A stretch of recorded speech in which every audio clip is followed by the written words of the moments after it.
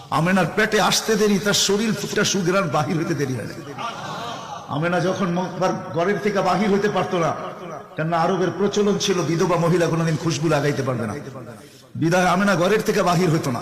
কিন্তু বাহির না হইলে কি হবে, খুশবু তো আর কোনো জায়গায় আবদ্ধ রাখা যায় না। সুগ্রাণ চতুর্দিকে মক্কায় ছড়াইতে শুরু করছে সুগ্রাণ। সবার নাকে যখন যাইতে শুরু করছে, তো মক্কার ভিতরে কানাঘুষা শুরু হয়ে গেছে। আব্দুল মুত্তালিবের পুত্রবধূ বিধবা, সে সুগ্রাণ লাগায় তো লাগায় কি করে? আর এটা তো কোনো এই জগতের সুগ্রাণ না, এই সুগ্রাণ সে পায় তো পায় কোথার থেকে? আব্দুল মুত্তালিব জিজ্ঞাসা করছে, বেটি নাক কান তো কাটা গেল, আমি সর্দার, যেদিকে যাই সবাই আমার দিকে তাকায় কেমন ভাবে জানি। আবার কেউ কেউ প্রশ্ন করে, তোমার পুত্রবধূ কোত্থেকে নিয়ে আসলে?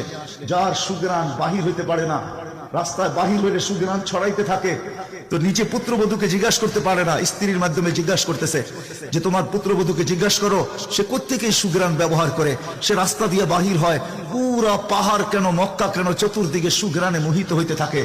সবাই আমাকে বিরক্ত করতেছে। তো বলতেছে, শোনো, আমিও তোমাকে বলবো বলে ভাবছিলাম। আমেনা যখনই গোসলখানার থেকে বাহির হয় আর আমি ঢুকি, মনে হয় যেন গোসলখানা কেউ সুগ্রাণ দিয়ে প্যাক করে রাখছে। আমি জিজ্ঞাসা করব, কিন্তু ভাবতে লজ্জায় জিজ্ঞাসা করতে পারতেছি না, যে এক তো স্বামী হারা পুত্রবধূ, স্বামী নাই, বড় দুঃখী, আমি তাকে জিজ্ঞাসা করবো তো জিজ্ঞাসা করবো কি করে? চলো দুইজনে মিলেই জিজ্ঞাসা করি। আমেনাকে ডাইকা জিজ্ঞাসা করতেছে, বেটি জিজ্ঞাসা করার ছিল না, কিন্তু সমাজে মুখ দেখাইতে পারতেছি না, তোমার এই শরীর থেকে সুগ্রাণ কি করে বাহির হয়, সুগ্রাণ ছড়ায় কি করে? তুমি কোত্থেকে খুশবু আনো, সুগ্রাণ আনো আর লাগাও, যে তুমি বাহির হলে চতুর্দিকে মোহিত হইতে থাকে। তো আমেনা ওইখানে থুতু নিক্ষেপ করে আর বলে, আম্মা শরীর থেকে না, থুতু মারতে দেরি, সুগ্রাণ তুফানের মতো বাহির হইতে দেরি হয় নাই। বলছে, আম্মা সুগ্রাণ শরীরে না শুধু, আম্মা এই থুতুতে পর্যন্ত সুগ্রাণ। আম্মা এই সুগ্রাণ আমার না, পেটেরটা সুগ্রাণ, পেটেরটা। আম্মা বলার ছিলাম না, তোমরা বাধ্য করতেছো। যেদিন পেটে আসছে ওই দিন তো ঘরের দেওয়াল পর্যন্ত আমাকে সালাম দিতেছে, তোমাদের গোলামের বাবুর কণা পর্যন্ত আমাকে সালাম দিতেছে।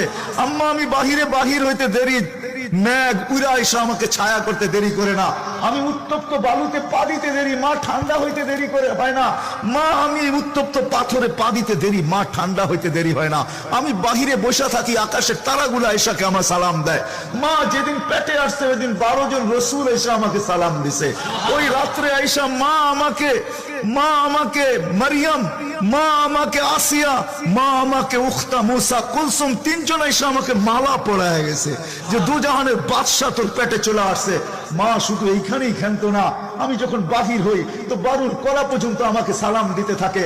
কুয়ার পাশে যখন যাই মা, তো আমাকে আর রশি দিয়া, ওই দিনের পর থেকে আজ পর্যন্ত রশি দিয়া পানি উঠাইতে হয় নাই। আমি কুয়ার পাশে যাইতে দেরি, কুয়ার পানিগুলা উছলায় উপরে আসতে দেরি করে না, কলকল শব্দ